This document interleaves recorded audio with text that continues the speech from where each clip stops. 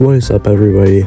Today I'll be ranking all 18 operating roller coasters at Cedar Point in Sandusky, Ohio. Cedar Point boasts possibly the most stacked coaster lineup in the entire world. Make sure to stick around till the end, as you might be surprised by what coasters rank in the top 5.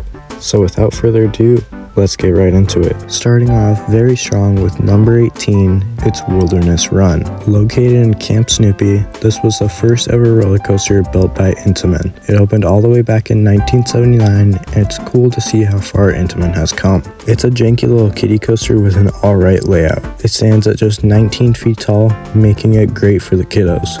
It used to be called Junior Gemini to match Gemini, the aero racing coaster across the Midway, and I kinda wish they brought that back.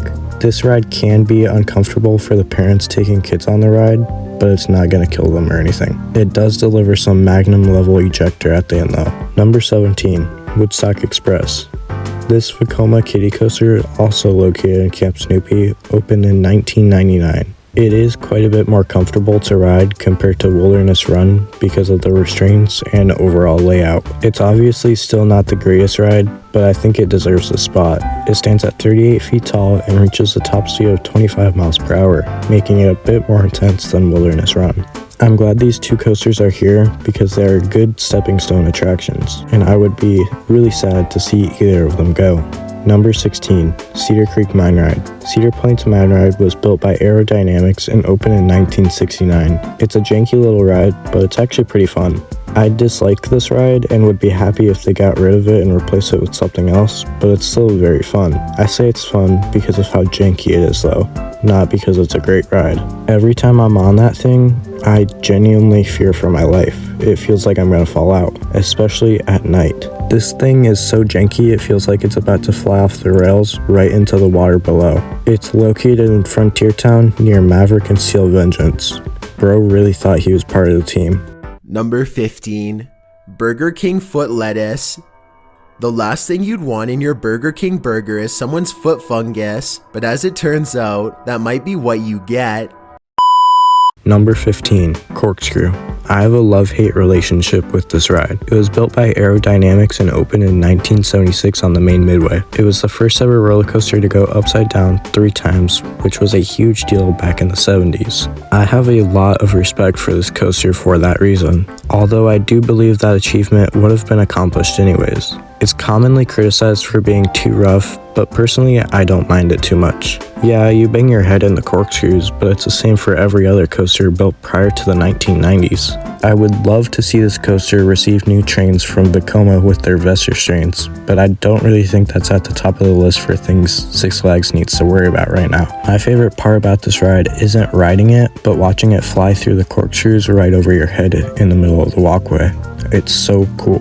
It also always has very short lines, even on busier days, so that's nice. Number 14, Blue Streak. This is the park's oldest roller coaster, opening all the way back in 1964. It's also the only wooden coaster at Cedar Point. Seriously, the roller coaster capital of the world only has one wooden coaster, and it's from the 60s. I guess Kings Island took all the woodies. I haven't rode this coaster in quite a minute, but it's such a classic. The coasters I've mentioned before have been outdated, but I wouldn't say Blue Streak is outdated. I think it's just vintage. It features some good pops of airtime throughout its out and back layout, and for the most part is decently smooth from what I remember. It's located at the front of the park by Valraven and was built by PTC. Overall, it's such a classic, and I love it during Halloween when they changed the name to Blue Streak. Number 13, Iron Dragon.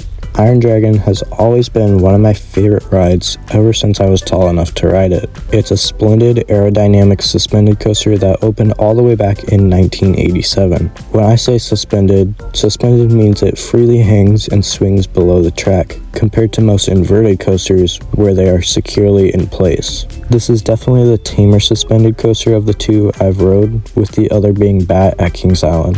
It's really cool because you actually go over some water, and they even used to have misters spraying you during the finale. They haven't done that in quite a few years, and I really miss it. I love this coaster, but unfortunately, with how many great coasters are at Cedar Point, it can't go any higher. It's located on the Millennium Midway across from Siren's Curse. Unfortunately, this is a dying breed of coasters with only around 7 of them left, so I definitely recommend giving it a ride before it's too late. Number 12, Rougarou. Also located on Millennium Midway, this is the park's B&M floorless coaster that opened in 2015. It was originally known as Mantis, a B&M stand-up coaster that opened in 1996. Mantis was often criticized for having an uncomfortable ride experience, leading to its closure. Rougarou, however, is not much better.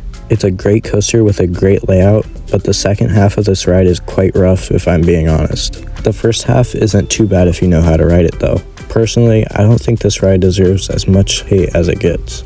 So Rougarou, I don't know if you need to hear this, but I love you.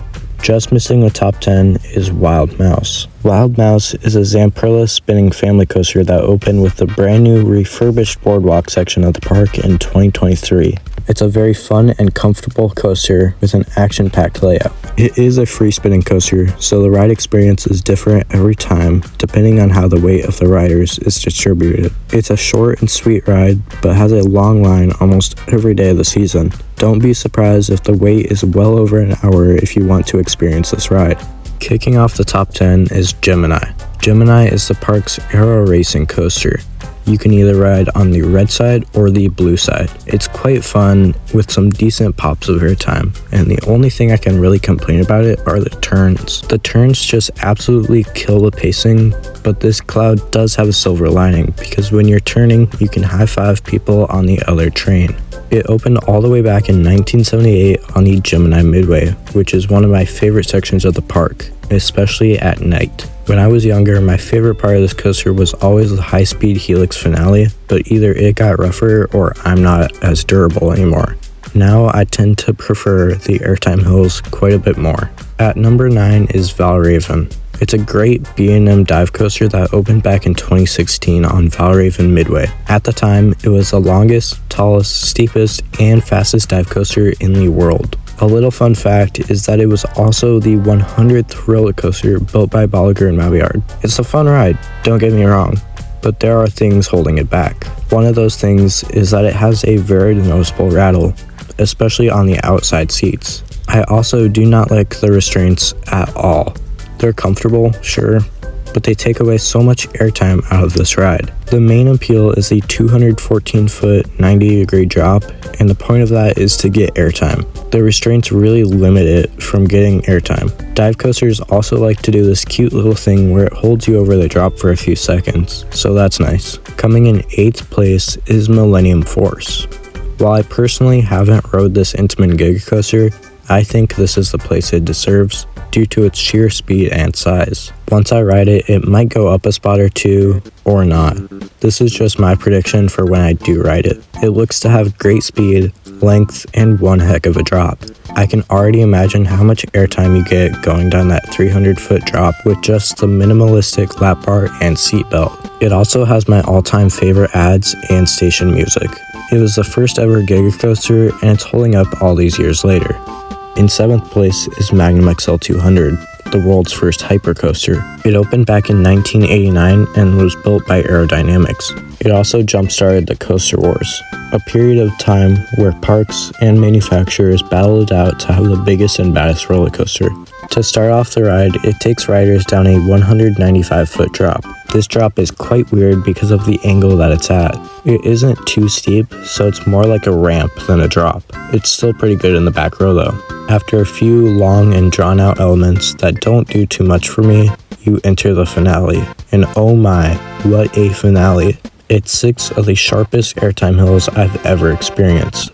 It absolutely ejects you from your seat before slamming you back down. Personally, it's my favorite part of the ride. I also really like where it's placed in the park on Gemini Midway next to the beach. You get a beautiful view of Lake Erie on the lift hill and while the train runs the layout. There are some downsides to this coaster though, particularly the strange profiling throughout the experience. It's most noticeable in the turnaround where you suddenly jolt to the left. It's a fun and quirky ride, and it might not be everyone's cup of tea, but I love this coaster. At number 6 is Raptor. Personally, I love Raptor because of its aggressive inversions, and as a matter of fact, it has 6 of those. These consist of a vertical loop, a zero-G roll, a cobra roll, and 2 corkscrews. The whippy nature of this ride makes it a fan favorite year after year. The only downside of this ride is that it's gotten quite rough, especially flying into the final brake run. It's not too bad though, but it's just something to think about. Overall, it's just a lovely ride, and I hope Cedar Point continues to care for it and keep it running as well as it can for as long as they can. It also has great capacity, which is a plus. Starting off the top 5, it's Gatekeeper. This B&M Wing Coaster is the first ride visitors see when arriving at the front gate. It's a great spectacle seeing it soar over the front entrance gates through the famous keyholes. It opened back in 2013 on the boardwalk and is a very tame coaster. If you are interested in getting into coasters but are maybe intimidated by bigger ones, I would recommend this coaster. It has 6 inversions and a beautiful view of Lake Erie, which scores some brownie points. It's such a fun coaster, and you really do feel like you're flying. And don't even get me started on the keyholes. It's so much fun to fly through them, and if you look at them too hard when you're coming up on them, you will trick your brain into thinking you're gonna hit them. It also has some great inversions, including that insane Immelman after the first wing over drop. Overall, it's such a fun and smooth coaster that everyone can enjoy. It's not too intense, but it also serves some thrills. My only complaint is that it has developed a bit of a rattle over the years. Number 4, Siren's Curse. This is the newest coaster at Cedar Point, opening in 2025. It's a great Vekoma tilt coaster, the first of its kind in North America. The whole gimmick of this ride is the famous tilt section, where part of the track completely disconnects from the rest of the ride and slowly tilts before locking onto another piece of track.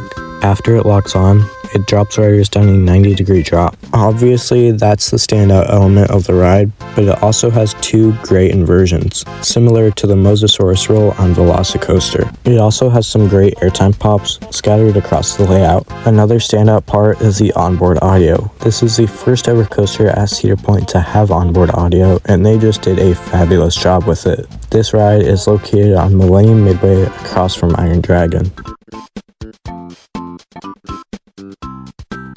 Taking home a bronze medal is Top Thrill 2, the second tallest roller coaster in the world, standing at a staggering 420 feet. It's also one of the fastest roller coasters in the world, reaching the top speed of 120 miles per hour with the help of 3 LSM launches. It opened back in 2024 after the Italian manufacturer Zamprilla reimagined it. This ride is just the definition of insane. It's so fast, so tall, and so much fun. I absolutely love what they did to this ride with adding 2 extra launches and a spike. It feels like a much more complete version of Top Thrill Dragster. My favorite parts of this ride definitely include the 101 mile per hour backwards launch and going up that 420 foot tall spike backwards. There's really no bad element on this coaster though. Sure, the first launch isn't the greatest, but it does what we need it to. You also get phenomenal airtime going over the top hat and some great negative G's on the spike. My only complaint is how bumpy it is. This ride could easily beat Maverick in my standings if it was smoother, but honestly, the bumpiness might even add to the ride. It feels like you're gonna fall out every time you hit a bump, and I just love that sense of fear. This ride is just a world-class attraction and a huge success for Cedar Point. This ride is located near the Gemini Midway, close to Magnum XL 200. Barely missing first place is Maverick, Cedar Point's most intense roller coaster. Maverick is an Intamin blitz coaster that opened in 2007 in Frontiertown. Not only did it completely change the section it was in, but it changed the entire coaster world. Maverick is often praised for its insanely snappy transitions, strong ejector airtime, and its powerful second launch. Not only does it have the steepest drop in the park at 95 degrees, it also has 2 of the best airtime moments in the entire world. It's kind of hard to put into words how awesome and intense this ride is. It's smooth, fast, and fun. My favorite part of this ride has to be the first drop, followed by the second launch. My only complaint are the restraints. The restraints themselves aren't too bad actually. The bad part about them is that they don't lock when you leave the station, meaning they get tighter and tighter as the ride progresses. You can really feel that in the second half as the launch is so powerful it tightens the restraint a lot. And in first place is the fan favorite Steel Vengeance. I really can't say anything about this coaster that hasn't been said before. It's literally a masterpiece. I'm sure there are other RMCs with better elements, but the sheer length and size of Steel Vengeance is just insane. It's one of the smoothest coasters I've ever rode while still being intense and throwing you around. It also holds the world record for most airtime on one coaster with a wild 27.2 seconds. I just love this coaster so much. It's a great coaster during the day, but at night, it's just a whole different beast. Going through the wooden structure, it's just so much fun and so disorienting. People say this is the world's best roller coaster, and that's for a good reason. I really only have one complaint, and that is the shin guards, which, to be honest, is just me being nitpicky if that's a word. And there you have it, my personal ranking for all 18 roller coasters at Cedar Point. If you enjoyed this video or just watched this far, please consider subscribing as it helps out more than you realize. While you're at it, don't forget to hit that like button and click the bell so you get notified when I post more videos like this. Peace out and have a great day.